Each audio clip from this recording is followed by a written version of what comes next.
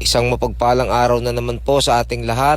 Ngayong araw nga ho ay ako'y nakabili ng tawilis din sa amin. Tamang tama kami galing sa Lipa. Pag uwi namin naisipan kung din kami dumaan sa San Nicolas. Kaya are sakto nakabili ako ng 3 kilo. At pagdating ko nga din sa bahay ay di are. Nagdilin siya na agad ako ng dahon ng saging at sabi ko ipapais ko. Lalagyan natin ng kalamyas na sariwa. Nagayat na rin ako diyan ng sibuyas at saka bawang. Lalagyan ko na rin ng mga pampalasa at saka kaunting asin.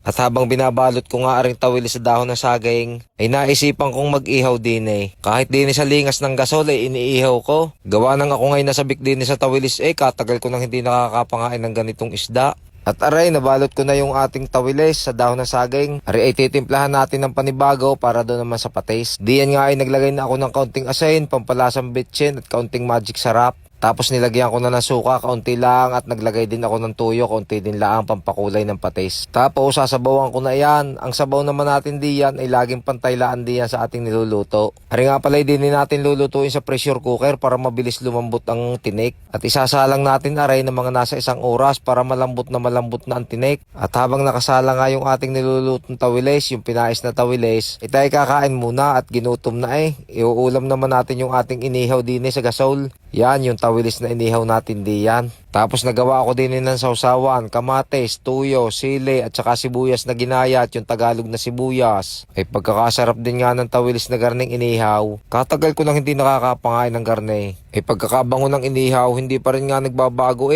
Ang tawilis isa diyang mataba pa rin pagka iniihaw. Tagas pa rin yung kanyang mantika. Kung maaamoy nyo lang ay tiyak, magugutom din kayo. Ari nga palang binili kong ari ay 3 kilong tawilis. Pagkakamura naman 100 ang kilo. Gawa ng tagtawilis ngayon kaya mura, pero pagka hindi ay siya wala mabibili. At saka kung may mabibili man ay pihong mahal. Kaya habang mayroon tawilis at mura pa ay bumili na ako. Sinamantala ko na at minsan lang naman magkaroon ng garning tawilis. Dati nga nung bata pa ako tinutusok namin sa stick ito bago iihaw. Pagkabango ng inihaw. At makalipas nga ang 1 oras ay ari na. Titingnan muna natin at baka malambot na. Yun, pagkakaganda ng ating pagkakabalot Itsura pa lang ay sadyang parang masarap na. Kaya ang gagawin muna natin diyan ay kukuha tayo ng isa. Siyempre atin titikman at saka titingnan natin kung malambot na pati tinik. Ari nga pala pinais pala kumbagay sinaing pala ang ari na isda. May gagawin pa tayo din para lalong sumarap pagka ari malambot na. Atin munang bubuksan, titingnan natin kung anong itsura. Ang inilagay ko nga pala diyang isda ay 10 pirasong tawilis, tapos nilagyan ko ng kalamyas na sariwa, tapos nilagyan ko ng sibuyas, saka bawang diyan sa loob ng pinais para masarap. Kaya sariwa naman yung inilagay kong kalamyas ay para makain din, masarap din iyong kainin pagka nasa gayaan. At ari na nga titikman natin kung malambot na pati tinik. Ating kinutsara yung kaputol at ulong ating pinili para siguradong malalaman kung malambot na ang tinik. At malambot na nga mga boss pati tinik, kaya ang gagawin naman natin ay bubuhusan natin ng gata. Aray lalong sasarap mga bossing pagka ganito. Pagkatapos nyong isaing at malambot na ang tinik ay garne ang gagawin nyo, bubuhusan nyo ng gata. Aray ay 2 pirasong niyog aking ipinakayod at ating ipinagata ng gayaan para siguradong puro. Ang gagawin naman natin diyan ay ating medyo paiigahin yung gata.